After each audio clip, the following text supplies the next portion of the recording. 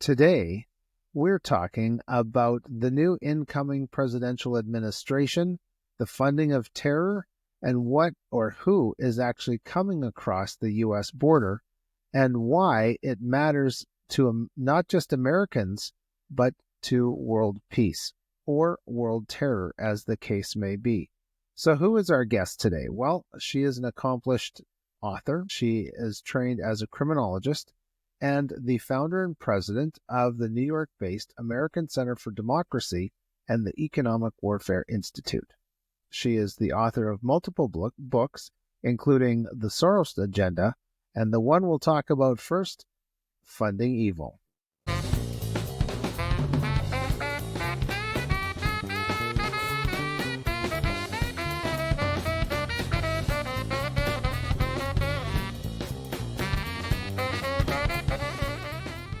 Dr. Rachel Ehrenfeld, welcome to the 5 a.m. podcast.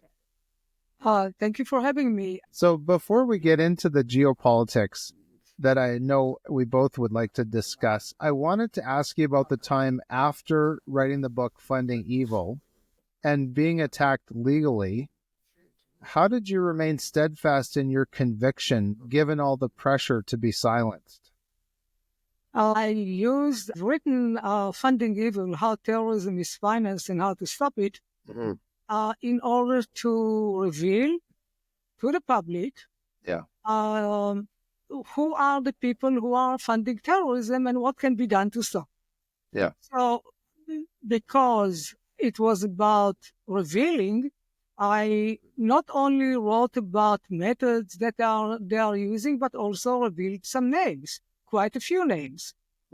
And but everything that I have used in that book, as well as in every other book, and I have 5 that I have written, everything was very carefully documented and highly vetted. So I thought the truth is a defense in just in any case. And it seemed that, truth is not a defense, certainly not in English courts. But a Saudi billionaire, who at the time was the owner of the biggest bank in the Middle East, the banker of the Saudi royal family, Khalid bin Mahfouz, had sued me in London.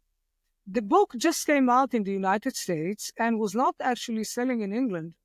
However, some of his representatives had bought, they said, 23 copies in order to have some possession of the book so that they can sue me in London.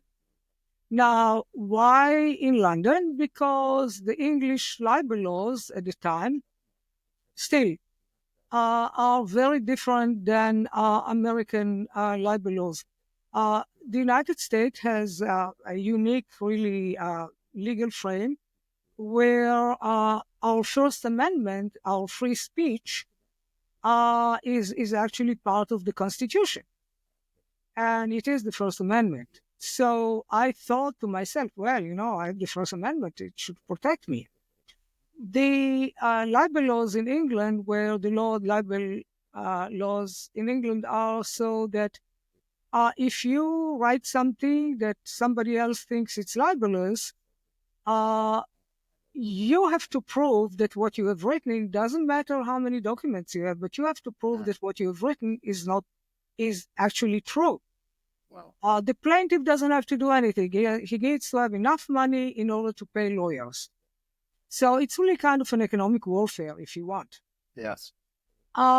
So I said, I knew that the laws are different, and I said, he's an international figure. He was actually banned from doing business in the United States because he was involved with the Bank of Credit and Commerce International years ago, in the late 80s, early 90s, where the bank was actually stopped from operations because of money laundering, drug money laundering, and terrorism financing. And so he was not unknown in the United States. He had all kinds of businesses here. So I said, if he wants to sue me, he should come to the United States and sue me. Yes. And I assumed that the American First Amendment protected me. I was wrong. But I didn't want to go to the UK because I said, I'm an American citizen and, I have the First Amendment, so you should come and sue me here. And I decided to counter-sue him here in the United States, which I did. And then I found out that actually the law did not protect me from the enforcement of foreign libel judgment.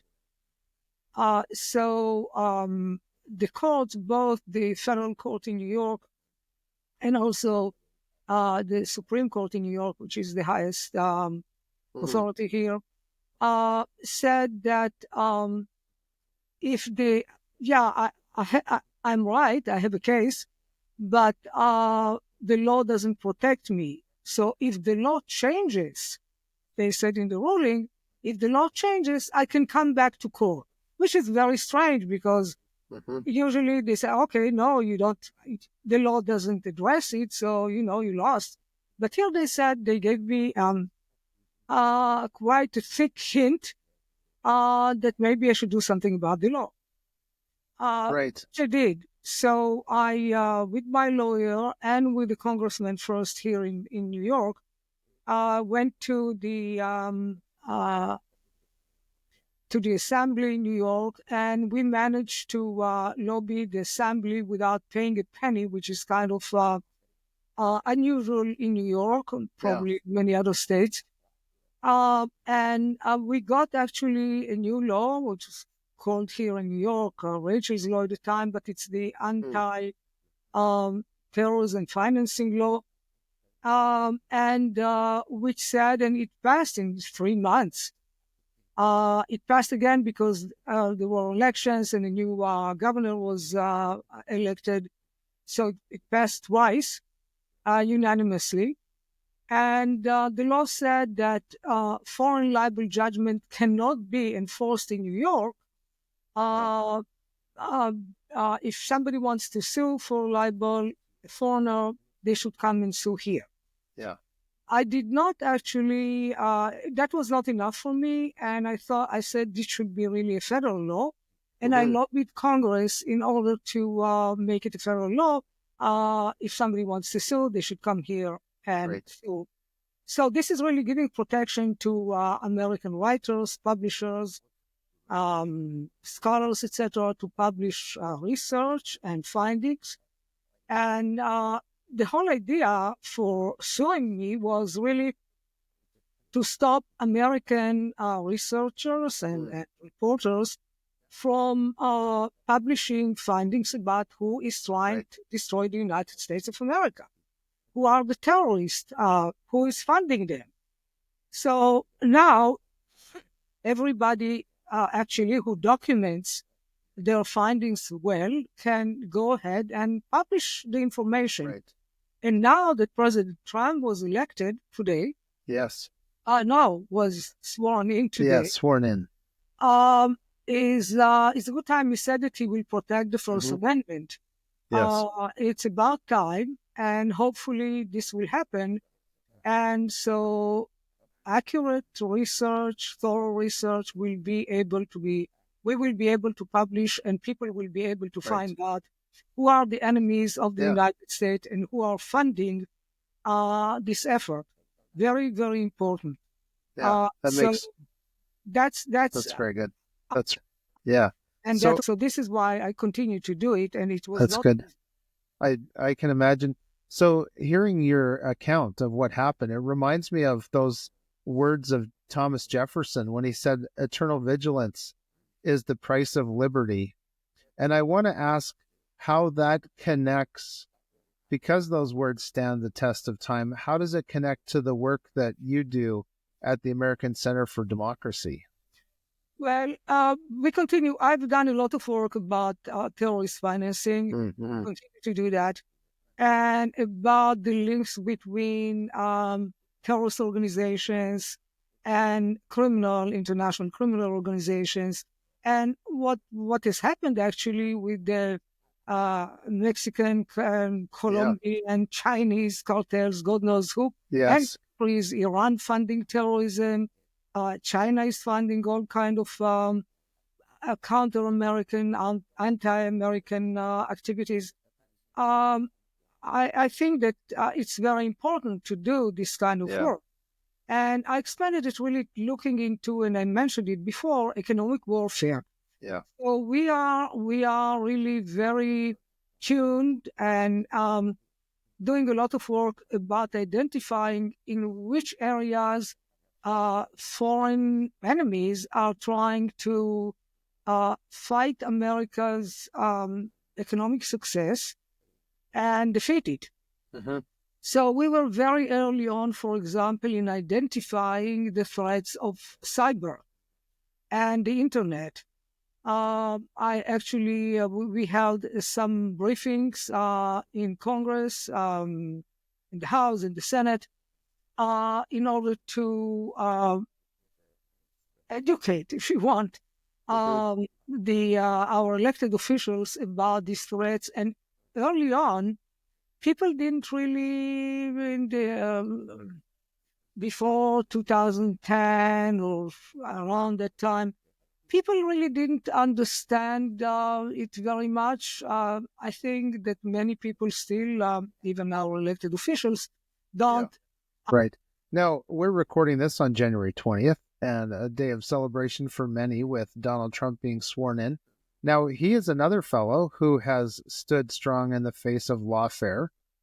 When all of that was going on, what was going through your mind seeing that aspect of lawfare in our own nation? Well, it was not difficult to identify. Um, uh, the fingerprints or the marks, if you want, of lawfare.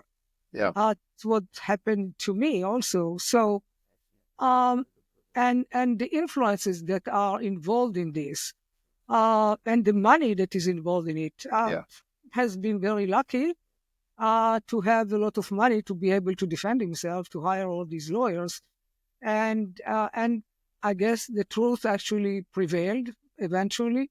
Yes. But it's not. I don't think that many people could have done, even with a lot of money, Right.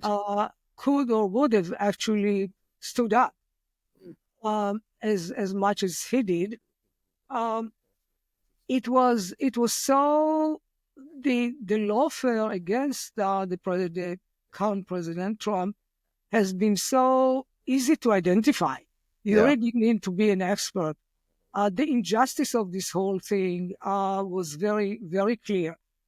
So I'm glad that he prevailed. Yes. And it's wonderful to have a president that has integrity. I Yes. just hope that the people he selected to his cabinet will serve him well and will be using accurate information Yes. in order to alert him for dangers so that he can actually adopt the proper policies. The Yes. same goes for Congress. Yes. Now, we do need to talk about the Middle East. One of the things that is fortunately going on is the ceasefire between Israel and Gaza. And from my first glance, my biggest takeaway was the release of the hostages who were freed. Yeah. Is this the biggest payoff in your mind, or is there something else? Well, I don't use it fortunate. Well, it is fortunate only for the hostages that have been released. But it's unfortunate to, and I guess to the Palestinian terrorists, Hamas terrorists that were released by Israel. Yeah. But so that they can come back and attack Israel again. Yeah. But it's not a good deal for Israel, and it's not a good deal for the United States. Because when you face terrorists, as when you face those who fund terrorism, you have to be very strong and you have to show that you have strength. Yeah. And by caving in to the agreement, which apparently Biden, who was not really for Israel, and who has been siding with Hamas, the poor Palestinians that attacked Israel, and Israel responded. This is not a deal that Trump would have actually agreed upon initially. He said he wanted hostages to return because he doesn't want any war during his administration, which sounds very nice, and I appreciate it. But caving into radical Muslim terrorists is not the solution. Yeah. It is dangerous to Israel, and it is dangerous to America, because the same Hamas terrorists and their operators, the Houthis, Iran, even Qatar have been funding Hamas, and even Turkey are very, very have been hosting Hamas. It is not good for America, and it should be noted. And the terrorists and many people in the security apparatus that Trump had chosen for the cabinet know that and said that out loud. And even Trump said, okay, finish Hamas. Well, we didn't finish. The Israelis didn't finish with Hamas. And more terrorists are being released for each hostage. And we shall see how Hamas will actually violate the agreement. But the only way to really defeat them is to eliminate as many terrorists as you can, and their proxies and those who fund them. So that should be really that should be a victory, and that should ensure security for the United States. Now, do you think that this ceasefire plan, which is in place, with the amount of prisoners that are being released, which I think is about 1,000, do you? No, these are Palestinian terrorists. Yes, that's right. That's right. So do you think that this ceasefire is just a time for the Palestinians to resupply? Well, the Palestinians are being resupplied as we speak.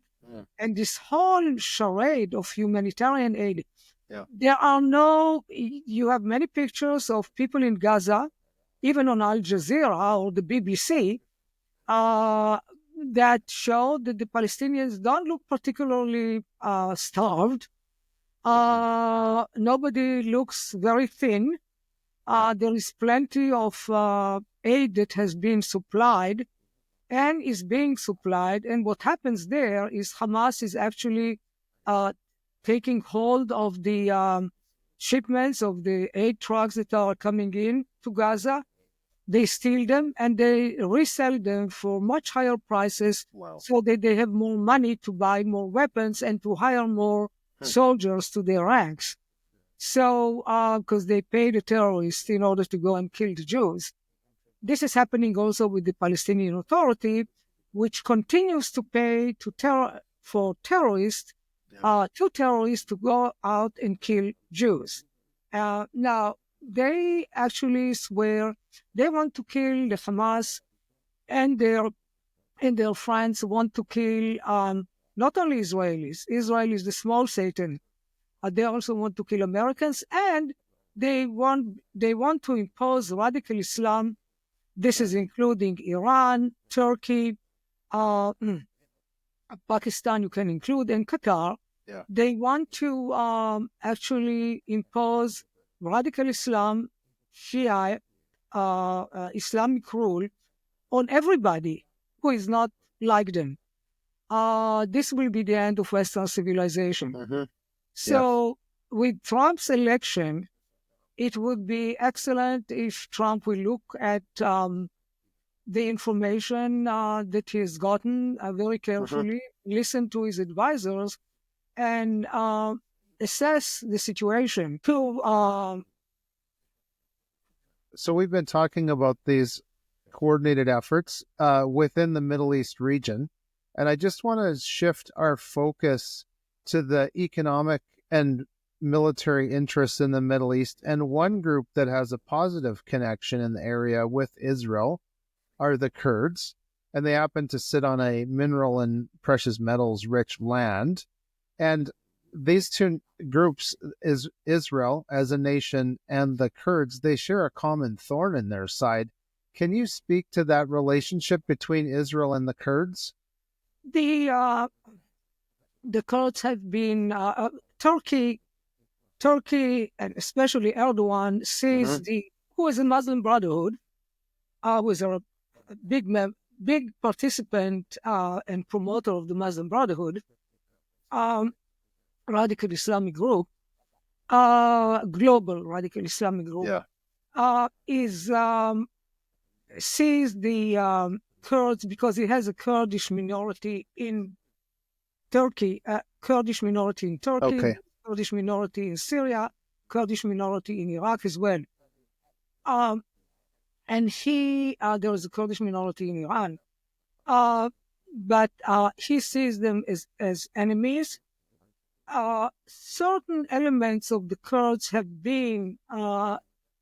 used terrorism against Turkey years ago, and since then Erdogan has been really going after them, chasing them, killing as many as possible, and he did it when Assad was in Syria, and nobody really stopped him. The Biden administration didn't stop him either. He did what he wanted. The Obama administration didn't stop him. So the Kurds are not radical Muslims. Neither are the Israelis. So they are both really minorities that are being persecuted by radical Muslim groups, nations. And Israel and the Kurds had relationships, probably because of that as well. Yeah. And so now there is a new government in Syria. However, it is run by somebody who has been in the past part of Al-Qaeda, and which is radical Islamic group. He says that he has changed. He's seen the light, and I guess one of the masks that he's wearing is he's actually dressing now in suits instead of in terrorist whatever clothing. Right. So we shall see how the new government will actually operate and what will happen. The fights between the radical Muslim groups in Syria and how they actually allow it. This new leader said, Al-Jilani said that he will allow everybody to exercise their religion and there will be no persecution, etc. But we know that already there are fights and that the radical Muslims are attacking Christians and those who don't belong to this radical Islamic group. Right. So we'll have to see how the situation changes. There is a new president finally in Lebanon, but he is also not exactly what you would have liked as a Western person, as a Christian person. So we shall see how that new government will actually figure. Right. And whether they actually separate themselves from Hezbollah, which is a terrorist organization, and Iran is probably, although Iran is not in a very good situation, but they are, as far as we know, shipping them money, and Hezbollah is trying to rebuild. So the region is not very quiet. We shall see how the new administration is dealing with them. Yeah. In the meantime, it is very important. There is a ceasefire between Hezbollah and Israel, which is also strange because Hezbollah is a terrorist organization. It's not a country. So Yes. how can you have a ceasefire between a terrorist organization and a sovereign country? So Israel has now two, one with Hezbollah, one with Hamas. And it was Yes. forced really to have these two ceasefires by the Biden administration. So that is not a very good situation. The Biden administration actually prevented Israel from doing that, from getting the weapons. And this is why the war had lasted so long. And this is why the two very bad ceasefires have happened. So hopefully, I have hopes that President Trump will take actions in order to strengthen its biggest ally, America's biggest ally, and really the Christian Western world in the Middle East, and that is Israel. Yeah. Now, speaking of the blunders of Joe Biden and the American pullout of troops in Afghanistan and then the Taliban coming in, does that have more to do with balance of power in the region, or that the U.S. services no longer held an interest in the poppy fields, let's say, of Afghanistan? No, it's no. It was strange, and I've written about it. I've written a lot about drug trafficking. Yes. And what to do in order to actually destroy poppy fields, etc. But it was strange to me to see during the Bush and Obama years to see American soldiers walking in I don't know, huge poppy fields in Afghanistan without actually doing anything. I mean, what were we doing? Protecting them? Well, it turned out that the role of destroying the poppy fields was given to the British because there was a coalition actually that fought in Afghanistan, and the British took the position of telling the Afghans, don't grow it, grow something else. Well, it didn't convince them, so they continued to do. They continued to grow poppies, produce opium and heroin, and sell them all over the world, and kill many people in the process.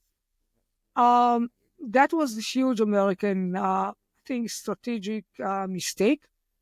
But I'm not a general, so I don't know why the Americans actually didn't use the opportunity to do that. Yeah. The Taliban came back, and the Taliban are now, and I guess the Qatar had negotiated that deal as well. Interesting connections with all the radical Muslim terrorist groups. And Taliban has now is imposing Sharia law, Islamic law, but so radically that women are not allowed to hear another woman's voice. Wow. Of course, women cannot go out alone. They have to be covered from head to toe with some black garb. I mean, and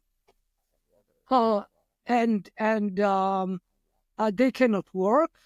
They cannot go to school.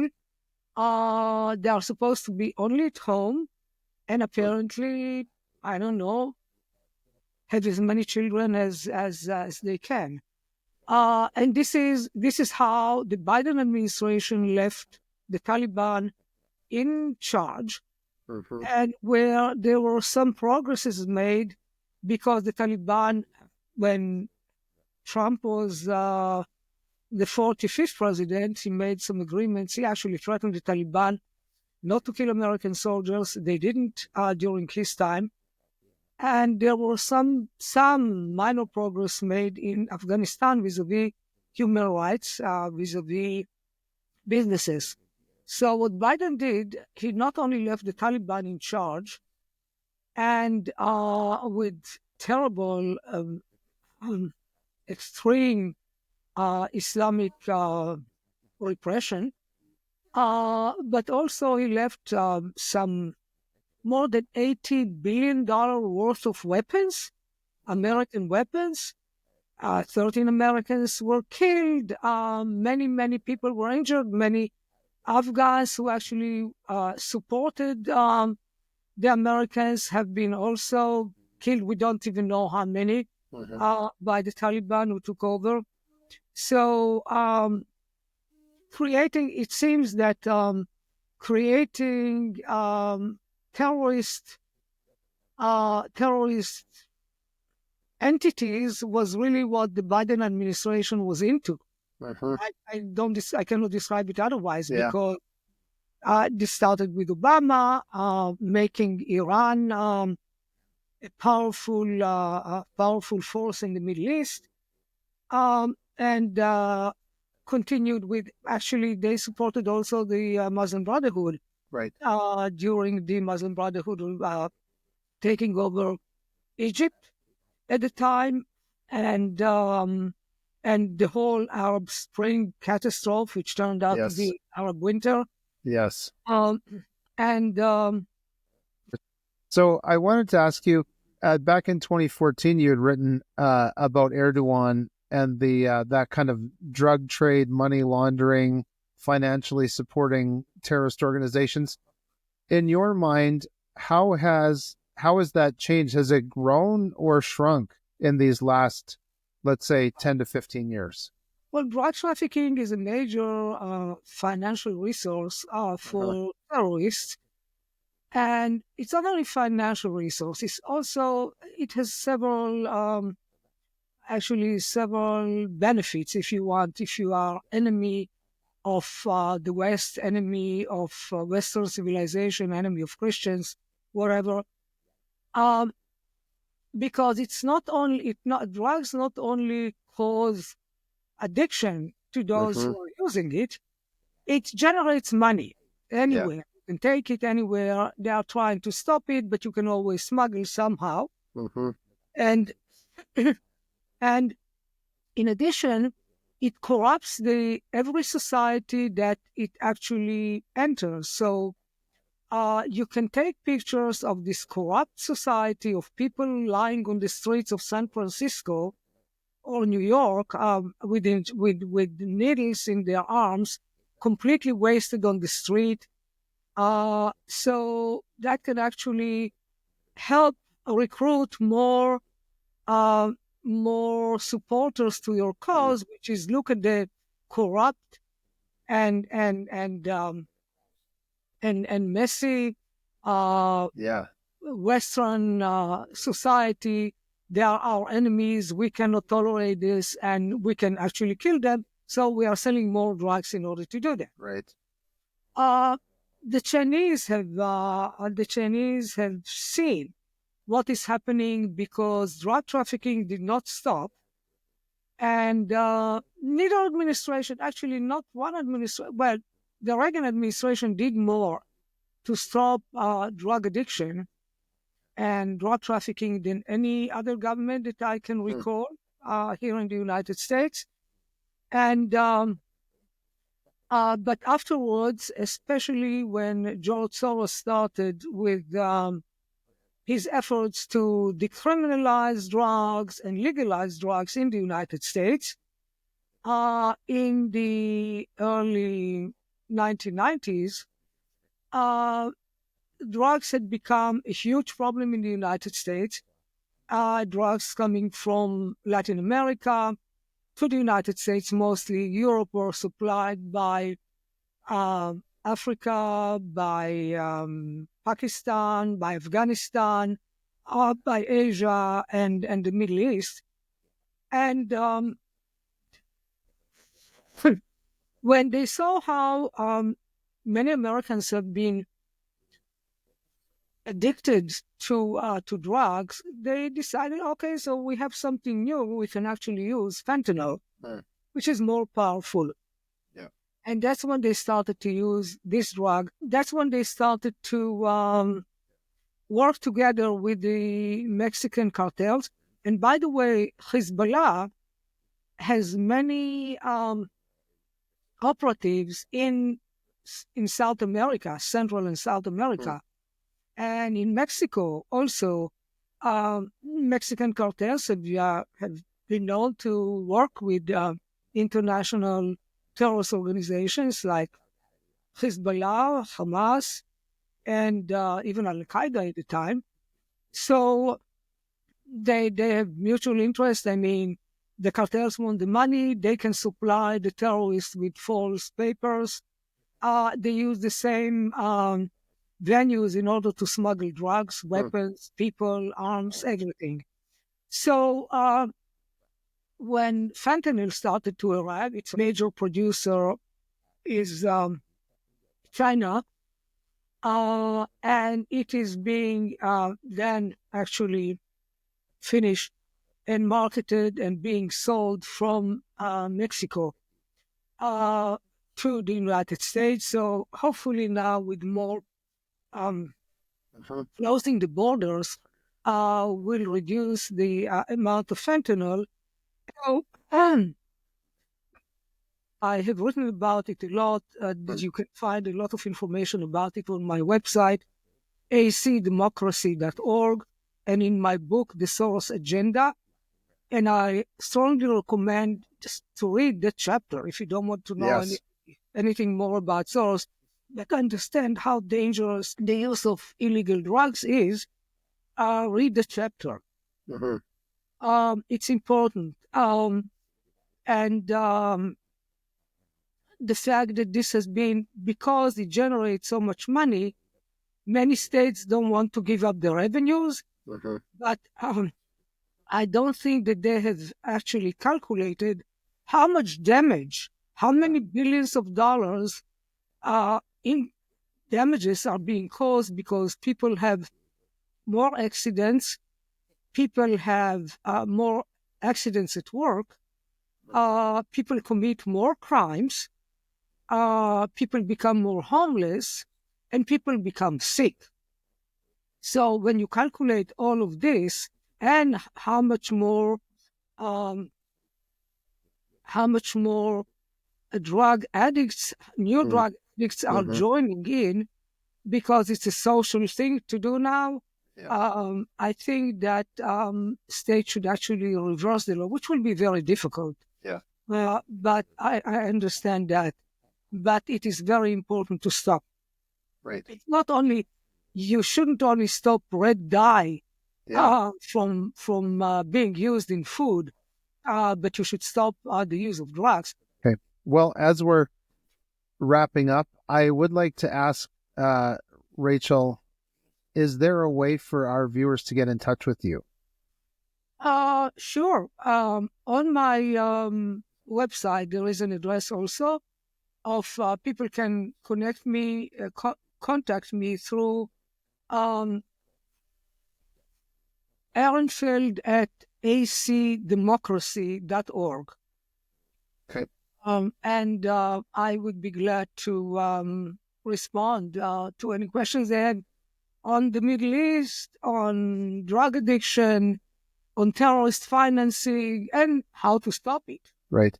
So how can, let's say Americans are watching this, or even Europeans, how can it be stopped? Well, there are all kinds of anti-money laundering. Well, there are what you want to stop, but there are all kinds of anti-money laundering laws that should reduce the market of drugs, and also prevent terrorist financing. However, while laws and international treaties and international agreements have been signed, the implementation of these laws is not good. And many banks don't really comply with the laws, and many governments actually do not. And when you have a country, when you have a country such as Iran, which is funding many terrorist organizations all over the world, not only those that most Americans by now heard about in Hamas, Houthis, Hezbollah, but also in Africa, in North America, in North and South America, and elsewhere in Africa. Instead of starving them of money like President Trump has done in his first term, during his first term, the Biden administration allowed Iran to sell their oil, they were sanctioned actually not to do that. They were able to earn at least $100 billion, which they spent on terrorism. And also, the Biden administration released billions of dollars that were frozen, billions of dollars that were frozen from Iran because it is a terrorist entity. So they went ahead and they released the money. So that was a huge mistake. So Iran should be sanctioned completely. They own also a lot of properties all over, especially in Western countries, including the United States. And this is how they are, and they even host many American universities, and that their students actually here in the United States are demonstrating for Hamas and against Israel. Yeah. So the money connection is very deep, is very widely spread, and it has to be stopped. And Qatar, for example, should be sanctioned.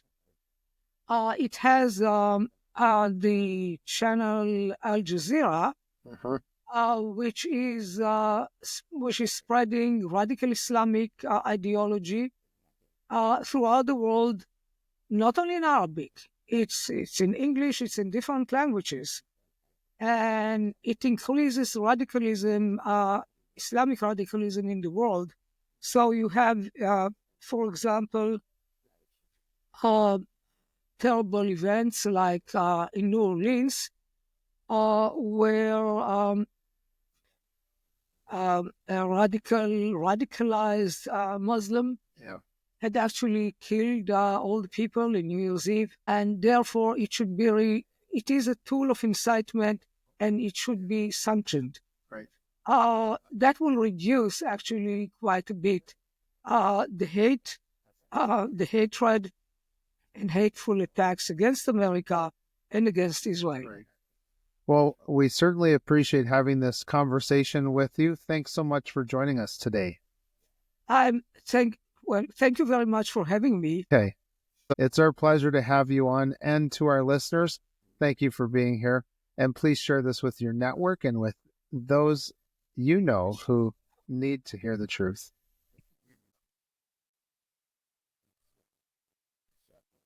I have a bunch to re-record. And thank you to our listeners for being here as well. Please share this with your network and with those you know who need to hear the truth of what is happening with terror funding through drugs and the border in the United States. Now, you can find more about our work at www.5ampodcast.com, and please visit our sponsored page at myinstantgold.com. And thanks to our listeners as well. Thanks for being here. Please share this with your networks and with someone you know who needs to hear the truth behind the funding of terrorism. You can find out more about our work at 5ampodcast.com, and please visit our sponsor page at myinstantgold.com. I'm Michael Clausen. Thanks for watching, and thanks for sharing this podcast.